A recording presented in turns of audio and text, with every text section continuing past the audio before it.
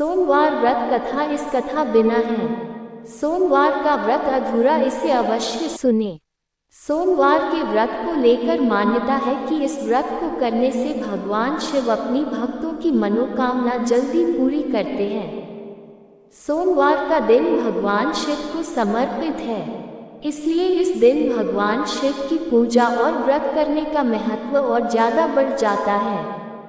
यदि आप सोमवार के व्रत करते हैं तो आपको सोमवार व्रत कथा पढ़ना बेहद जरूरी है, क्योंकि इसके बिना आपका व्रत अधूरा माना जाता है। आइए जानते हैं सोमवार व्रत कथा। देवों के देव महादेव बहुत ही भोले माने जाते हैं, इसलिए उनका एक नाम भोलेनाथ भी है।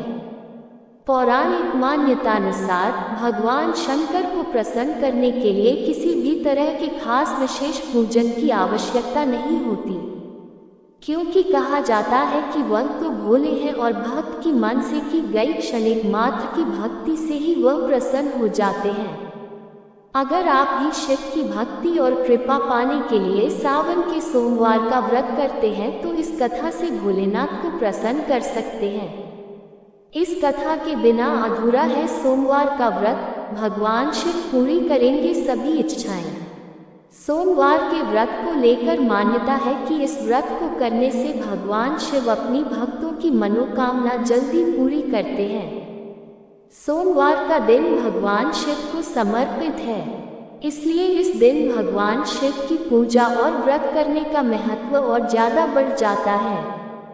यदि आप सोमवार के व्रत करते हैं तो आपको सोमवार व्रत कथा पढ़ना बेहद जरूरी है, क्योंकि इसके बिना आपका व्रत अधूरा माना जाता है।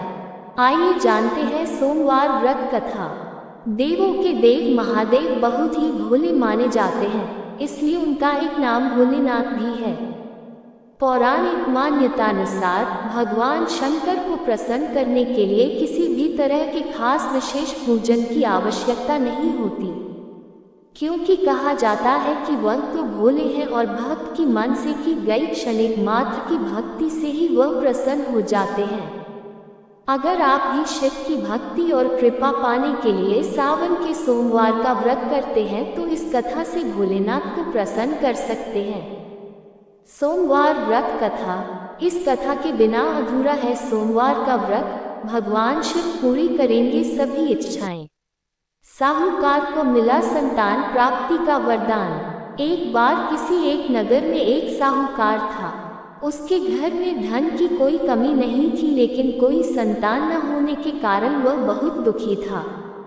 संतान प्राप्ति के लिए वह हर सोमवार को व्रत रखता था और पूरी श्रद्धा के साथ शिव मंदिर जाकर भगवान शिव और माता पार्वती की पूजा करता था।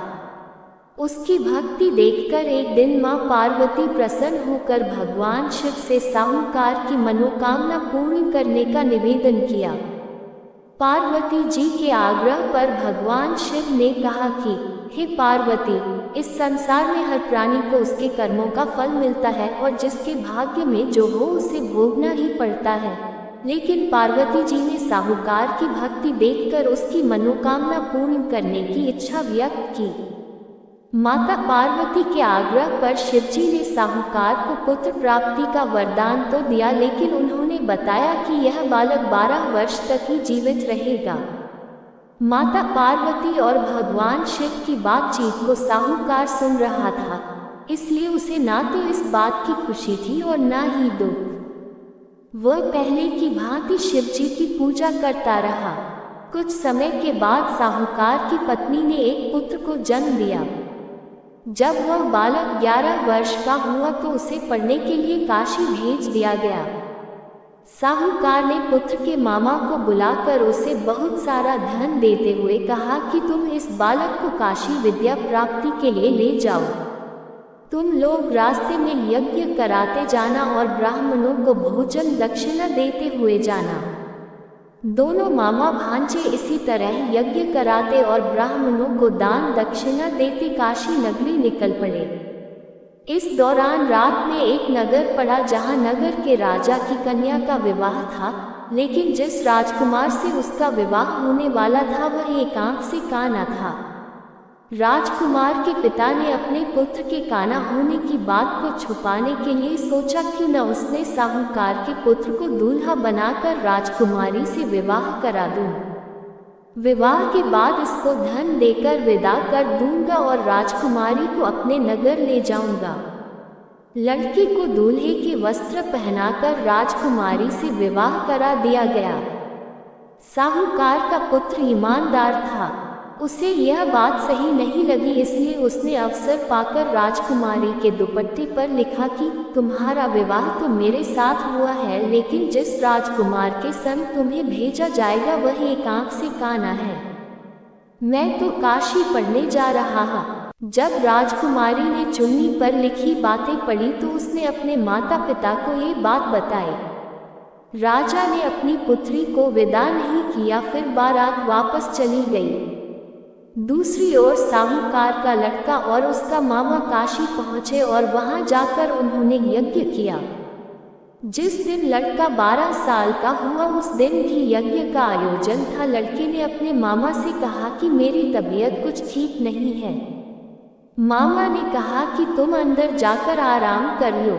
शिवजी के वरदानुसार कुछ ही देर में उस बालक के प्राण निकल गए।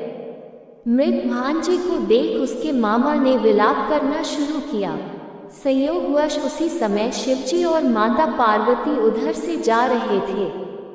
पार्वती माता ने भोलेनाथ से कहा, स्वामी, मुझे इसके रोने के स्वर सहन नहीं हो रहा, आप इस व्यक्ति के कष्ट को अवश्य दूर करें। जब शिवजी मृत बालक के समीप गए तो वह बोले कि यह उसी साहूकार का पुत्र है जिसे मैंने 12 वर्ष की आयु का वरदान दिया था। अब इसकी आयु पूरी हो चुकी है, लेकिन मातृभाव से विभोर माता पार्वती ने कहा कि हे महादेव, आप इस बालक को और आयु देने की कृपा करें, अन्यथा इसके वियोग में इसके माता पिता भी तड़प तड़प कर मर जाएंगे। माता पार्वती के पुनः आग्रह पर भगवान शिव ने उस लड़के को जीवित होने का वरदान दिया।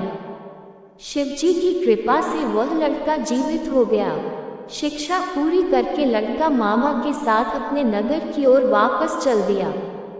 दोनों चलते हुए उसी नगर में पहुंचे जहां उसका विवाह हुआ था। उस नगर में भी उन्होंने यज्ञ का आयोजन किया।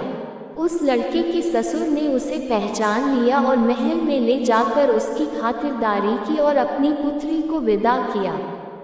इधर साहूकार और उसकी पत्नी भूखे प्यासे रहकर बेटे की प्रतीक्षा कर रहे थे।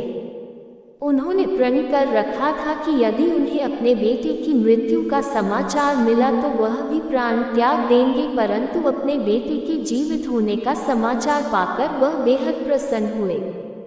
उसी रात भगवान शिव ने साहूकार के स्वप्न में आकर कहा, हे श्रेष्ठी, मैंने तेरे सोमवार के व्रत करने और व्रत कथा सुनने से प्रसन्न होकर तेरे पुत्र को लंबी आयु प्रदान की है। इसी प्रकार जो कोई सोमवार व्रत करता है या कथा सुनता और पढ़ता है उसके सभी दुख दूर होते हैं और सभी मनोकामनाएं पूर्ण होती हैं। दोस्तों, कथा कैसी लगी कृपया कमेंट करके अवश्य बताएं। नई कथाओं के लिए चैनल को सब्सक्राइब जरूर करें। धन्यवाद। राधे राधे।